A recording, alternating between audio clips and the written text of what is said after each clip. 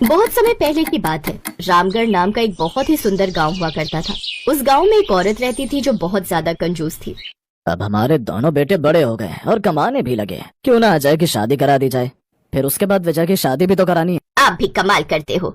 भला दोनों बेटों की शादी करने की क्या जरूरत है? बहुत ज्यादा खर्च हो जाएगा। ऐसा करते हैं, इन दोनों में से किसी एक की शादी कर देते हैं, दोनों लोग काम चला लेंगे। ये तुम कैसी बातें कर रही हो? अरे मेरे कहने का मतलब है कि शादी क्यों की जाती है? ताकि बहू घर का काम करे, अपने पति के लिए सुबह सुबह टिफिन बना कर दे। तो हमारी एक बहू ही दोनों लोगों के सारे काम कर दिया करेगी। कुछ ही दिनों बाद उसने अपने दोनों बेटों की शादी एक लड़की से करा दी जिसका नाम था आराध्या। पहली रसोई वाले दिन आराध्या किचन में कुछ बना रही थी। मेरी बहू क्या बनाने जा रही हो? सासू माँ, आज हमारी पहली रसोई है तो मैं खीर और गाजर का हलवा बनाने जा रही हूँ। अरे इतना परेशान होने की कोई जरूरत नहीं है, या तो खीर बना लो और या फिर गाजर का हलवा।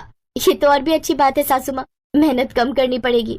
ये लो 2 गाजर, इन्हीं 2 गाजर से जितना हलवा बन जाए बना देना। रुको, मैं तुम्हें दूध भी दे देती हूँ। उसकी सास ने एक छोटा सा गिलास दूध निकाल कर बड़े बर्तन में डाला, फिर उसमें ढेर सारा पानी मिला दिया। ये रहा दूध, और उसमें चीनी ज्यादा मत डालना। ये लो 4-5 टॉफी मेरे पास है, पड़ोस के बच्चे से छीन ली मैंने, इसमें डाल देना, बड़ा मजा आएगा। इतना कहकर उसकी सासू माँ किचन से बाहर चली गई, लेकिन दूर से नजर बनाए रखी कि कहीं उसकी बहू कुछ ज्यादा तो नहीं बना रही।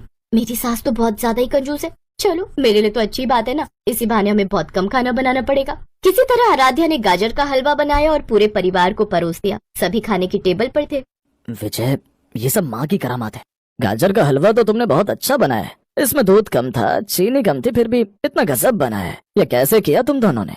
मुझे बचपन से खाना बनाने का बहुत शौक है ससुर जी। मुझे जितना भी सामान मिल जाए उतने में स्वादिष्ट खाना बना लेती हूँ। सबने हलवा खा लिया, लेकिन आराध्या के लिए बिल्कुल भी हलवा नहीं बचा। चलो कोई बात नहीं, ये तो सिर्फ टेस्ट था मेरा, इसलिए शायद सासू माँ ने इतना कम हलवा बनवाया मुझसे। शाम को जब खाना बनाने की बारी आई तब एक बार फिर से उसकी सास किचन में घुस गई। अब क्या बनाने जा रही हो बहू? सासू माँ, हम मैं तो बस आपका ही इंतजार कर रही थी। काफी समझदार हो गई हो तुम। ये लो 2 आलू, 1 टमाटर, आधा प्याज और ये रहा आटा। इसमें जो भी बन पाता है बना दो। आराध्या ने खाना बनाया और सभी ने खाना खा लिया, पर आराध्या के लिए किचन में कुछ भी नहीं बचा खाने को। सासू माँ, मेरे लिए तो खाना बचा ही नहीं, मैं दोबारा बना लेती हूँ। नहीं नहीं बहू, ये ले, मेरे पास 1 रोटी और थोड़ी सब्जी बची है, यही खाकर सो जा। लेकिन सासू माँ, सिर्फ 1 रोटी खाकर मेरा पेट नहीं भरेगा। 1 रोटी जिंदा रहने के लिए बहुत है। तो इस तरह उस रात आराध्या सिर्फ 1 रोटी और सब्जी खाकर सो गई। आराध्या को उस घर में एक कमरा मिला था जिसमें वो अकेले सोती थी। मुझे समझ में नहीं आता कि ये घर है या फिर कोई नौटंकी खाना। पहले तो मेरी अपने दोनों बेटों से शादी कर दी और उसके बाद मुझे अकेले ही सोना पड़ता है। समझ में नहीं आता कि मुझे ब्याह कर लाए हैं या कोई नौकरानी। अगली सुबह जब आराध्या अपने बाथरूम में नहाने के लिए गई तब उसने देखा कि टोटी से पानी ही नहीं निकल रहा था। सासू माँ, मेरे बाथरूम में तो पानी ही नहीं आ रहा है। मेरे बाथरूम में जा, बाल्टी में पानी रखा हुआ है, वो ले ले। तेरे बाथरूम का पानी मैंने ही बंद करवाया है। आराध्या जब अपनी सास के बाथरूम में गई तो उसने देखा कि आधी बाल्टी पानी का रखा हुआ था। आधी बाल्टी पानी लेकर वो अपने बाथरूम में चली गई। सासू माँ तो हद से ज्यादा कंजूस निकली, और सबसे ज्यादा कंजूसी मेरे साथ ही करती है और किसी के साथ नहीं। इसी तरह आराध्या की सास उसके साथ बहुत कंजूसी करती थी। ना ही वो अपनी बहू को खाने के लिए भरपूर खाना देती थी और ना ही नहाने के लिए पानी। कई महीनों तक ये सब चलता रहा।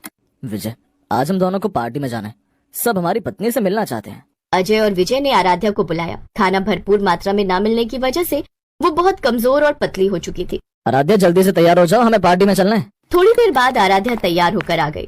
आराध्या, पार्टी का नाम सुनते ही दुनिया की सारी लड़कियां घंटों तक मेकअप किया करती हैं।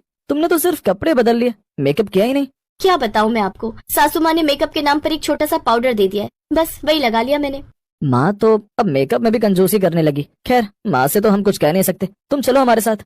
अजय और विजय अपनी पत्नी आराध्या को लेकर पार्टी में पहुंच गए। क्या बात है अजय, भाभी जी तो 0 फिगर की हैं। भाभी जी, लगता है आप कुछ खाती पीती नहीं है। ऐसी कोई बात नहीं है, जिंदा रहने के लिए जितना खाना जरूरी होता है उतना मेरी सासू माँ मुझे दे देती है। यार विजय, अजय भैया तो अपनी पत्नी को लेकर आ गए, तू अपनी बीवी को लेकर नहीं आया। ये सामने खड़ी तो है मेरी बीवी, लेकिन ये तो अजय भैया की पत्नी है ना। आराध्या हम दोनों की पत्नी है। ये सुनकर वहाँ पर मौजूद सभी लोग हैरान हो गए। सभी लोग उनका मजाक उड़ाने लगे। इसीलिए अजय विजय आराध्या को लेकर घर वापस आ गए। लेकिन जैसे ही वो घर पहुँची वैसे ही वो बेहोश हो गई। माँ, पिताजी, मैं डॉक्टर को बुला लूं? डॉक्टर बुलाने की क्या जरूरत है? अगर डॉक्टर को बुलाएंगे तो बहुत फीस लेगा। तू ऐसा कर, किसी कंपाउंडर को ही बुला ले। इतने में वहाँ पर आराध्या का ससुर आ गया। तुम अपनी बहू के साथ रसोई घर में कंजूसी करती हो, पानी देने में कंजूसी करती हो, हर चीज में कंजूसी करती हो। वहाँ तक तो ठीक है, लेकिन उसकी जान के साथ तो कम से कम कंजूसी मत करो। बेटा, जल्दी से डॉक्टर को बुलाओ। थोड़ी देर बाद वहाँ पर डॉक्टर आ गए। आपकी बहू को कोई बीमारी तो है नहीं, लेकिन फिर भी इतनी पतली कैसे? इसके शरीर में तो बिल्कुल जान ही नहीं बची है। आप लोग अपनी बहू को खाना नहीं खिलाते क्या? नहीं, ऐसी कोई बात नहीं है डॉक्टर साहब। डॉक्टर ने आराध्या को इंजेक्शन लगाया और उसे दवाई देकर वहाँ से चले गए। अब आराध्या को चलने में भी परेशानी हो रही थी। वो बिस्तर से जैसे ही उठती वैसे ही वो धड़ाम से गिर जाती। लगता है अब इसे खाना ज्यादा खिलाना होगा। 1 हफ्ते से बिस्तर पर पड़ी हुई है।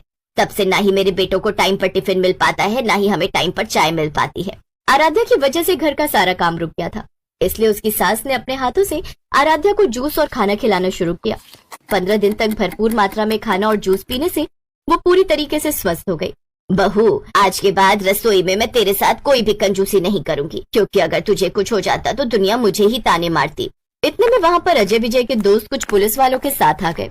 देखिए, मैं खबर मिली है कि आज के जमाने में भी अपने दोनों बेटों की शादी एक लड़की से आपने करा दी है। ये कानूनन अपराध है।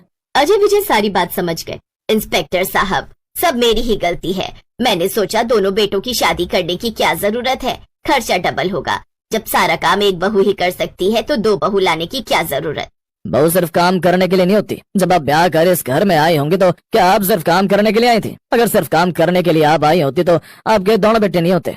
एक ही कमरे में 2 भाई और एक पत्नी। सुनते हुए भी कितना गंदा लगता है। अरे नहीं नहीं इंस्पेक्टर साहब, बहू को हमने अपना अलग कमरा दे रखा है। वो आज तक हमारे बेटों के कमरे में उनके साथ नहीं सोई। इंस्पेक्टर साहब, सासू माँ बिल्कुल सही कह रही हैं। इस तरह की शादी तो मैंने अपनी जिंदगी में पहली बार देखी। अब आराध्या की शादी अजय के साथ कर दी गई और दोनों एक कमरे में रहने लगे। इतनी सारी घटनाएं हो जाने के बाद उसकी सासू माँ ने अब सारी कंजूसी करना भी बंद कर दिया। कुछ सालों बाद विजय की भी शादी किसी दूसरी लड़की के साथ कर दी गई और वो सब लोग खुशी खुशी रहने लगे।